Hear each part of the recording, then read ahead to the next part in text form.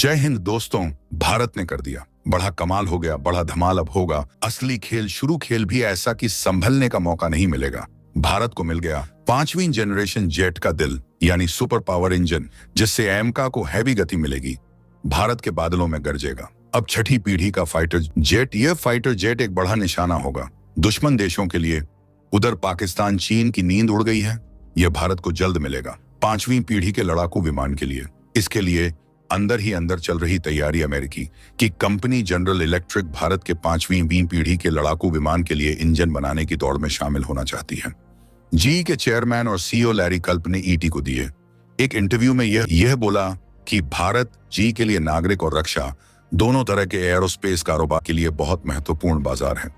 Larry कल्प ने कहा, हम इसमें बहुत रुचि रखते हैं। इसके लिए उन्होंने स्वदेशी तेजस विमान के लिए 404 इंजन बनाने का उदाहरण दिया।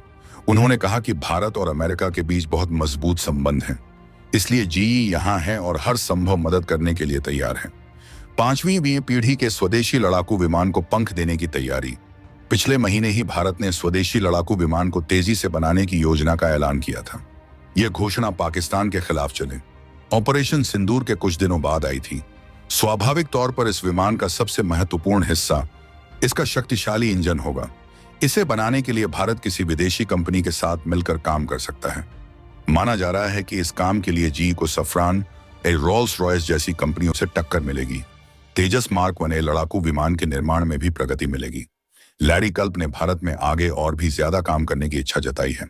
जी हिंदुस्तान एरोनॉटिक्स लिमिटेड को तेजस मार्क 1 लड़ाकू विमान के लिए जेट इंजन की डिलीवरी भी बढ़ा रहा है। यह काम काफी समय से रुका हुआ था। मार्च में जी ने 99 F404 इंजनों में से पहला इंजन HAL को दिया। यह डिलीवरी लगभग 2 साल की देरी से हुई। कल्प ने कहा, हमारा यही इरादा है और हमने यह बात सबको बता दी है। वे अपने सप्लायरों के साथ मिलकर काम कर रहे हैं ताकि वे ज्यादा इंजन भारत के लिए बना सकें। उन्होंने कहा कि इस मामले में अच्छी सफलता मिली रही है। उन्होंने अप्रैल और मई के महीनों में पहली तिमाही की तुलना में इंजन की डिलीवरी में अच्छी बढ़ोतरी किया है। कुछ ज्यादा जरूरतों की वजह से कुछ समय के लिए सप्लाई चेन की समस्या देरी आई थी। भारतीय वायुसेना इंडियन एयरफोर्स के प्रमुख air chief marshal AP Singh ने हाल ही में जरूरी सैन्य उपकरणों की खरीद में देरी पर चिंता जताई थी और उन्होंने इसके लिए समय सीमा निर्धारित करने पर जोर दिया था। दरअसल सैन्य उपकरणों और फाइटर जेट की उपलब्धता में देरी हो रही है क्योंकि कंपनियां उत्पादन नहीं बढ़ा पा रही हैं।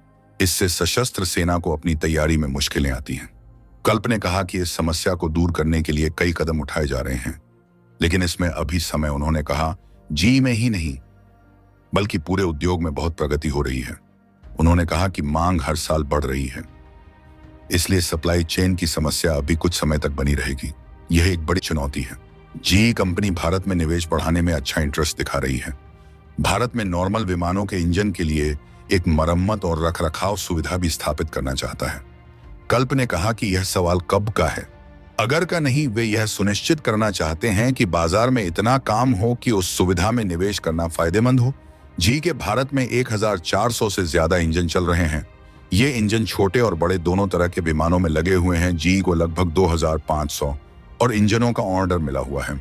कल्प ने कहा कि इन आंकड़ों से पता चलता है कि भारत जी के लिए एक महत्वपूर्ण देश बन चुका है। भारत में 5वीं पीढ़ी के फाइटर जेट के विकास को लेकर अंदर ही अंदर तैयारियां तेजी से चल रही हैं। यह एक ऐसा डिफेंस प्रोजेक्ट है जो न सिर्फ भारत की वायुसेना की शक्ति को कई गुना बढ़ा देगा, बल्कि पाकिस्तान और चीन जैसे पड़ोसी देशों के लिए भी चिंता का विषय बनेगा। इस प्रोजेक्ट का नाम है एडवांस्ड मीडियम कॉम्बैट एयरक्राफ्ट, जिसे DRDO Defence Research and Development Organisation और HAL हिंदुस्तान एरोनॉटिक्स लिमिटेड मिलकर विकसित कर रहे हैं। 5वीं पीढ़ी के फाइटर जेट्स वे होते हैं जिनमें अत्याधुनिक तकनीक जैसे स्टेल्थ रडार से बचने की क्षमता, सुपर क्रूज शक्ति, बिना आफ्टरबर्नर के सुपरसोनिक गति, हाई मैन्यूवरेबिलिटी, इंट्रोपरेबिलिटी और नेटवर्क सेंट्रिक वॉरफेयर क्षमताएं होती हैं।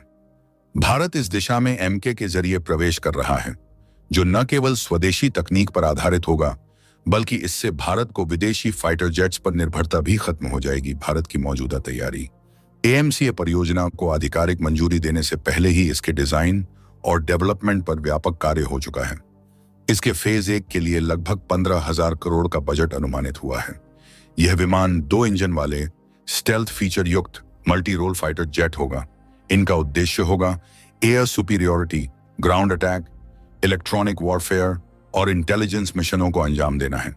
भारत इसमें मेड इन इंडिया की भावना को प्राथमिकता दे रहा है, जिससे यह एक आत्मनिर्भर रक्षा प्रणाली का हिस्सा बनेगा।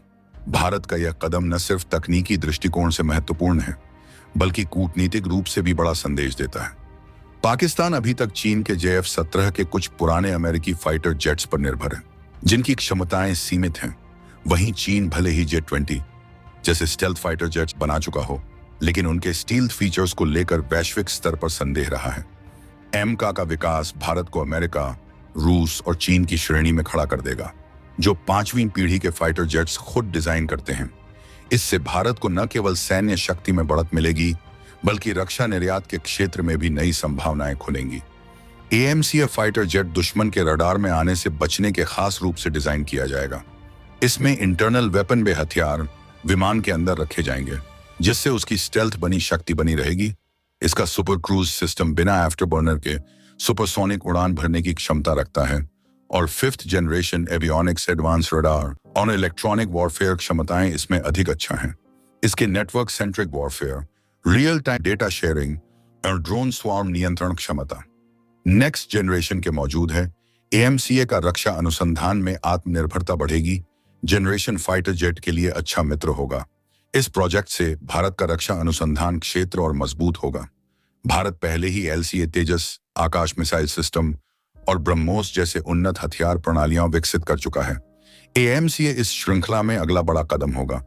दूसरी ओर भारत के लिए इसमें चुनौतियां भी हैं। भारत इंजन निर्माण, भारत अब भी फाइटर जेट्स के लिए इंजन आयात करता है। स्वदेशी इंजन निर्माण एक बड़ा लक्ष्य है। जब तक कावेरी जैसे इंजन सफल नहीं होते, यह एक बड़ा चुनौतीपूर्ण निशाना होगा। वहीं बड़े रक्षा प्रोजेक्ट्स के लिए निरंतर फंडिंग जरूरी होती है, जिससे कंटिन्यू प्रोजेक्ट पर काम किया जा सके। अत्याधुनिक सॉफ्टवेयर और हार्डवेयर का एकीकरण करना आसान नहीं होता। समय समय पर विमान का परीक्षण और डिलीवरी सुनिश्चित करना एक बड़ा मुद्दा है। भारत की यह तैयारी चीन और पाकिस्तान के लिए बड़ा सिरदर्द साबित हो सकती है। चीन ने J-20 फाइटर जेट बना लिया है, लेकिन उसे भी इंजन के लिए रूस पर निर्भर रहना पड़ा। पाकिस्तान ऐसी किसी परियोजना की शुरुआत करने की स्थिति में नहीं है। भारत की यह पहल क्षेत्रीय शक्ति संतुलन को भारत के पक्ष में झुका सकती है।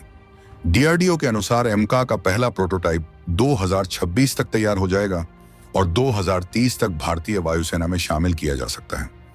इस विमान के 2 वेरिएंट होंगे, Mark 1 विदेशी इंजन के साथ और Mark 2 स्वदेशी इंजन के साथ।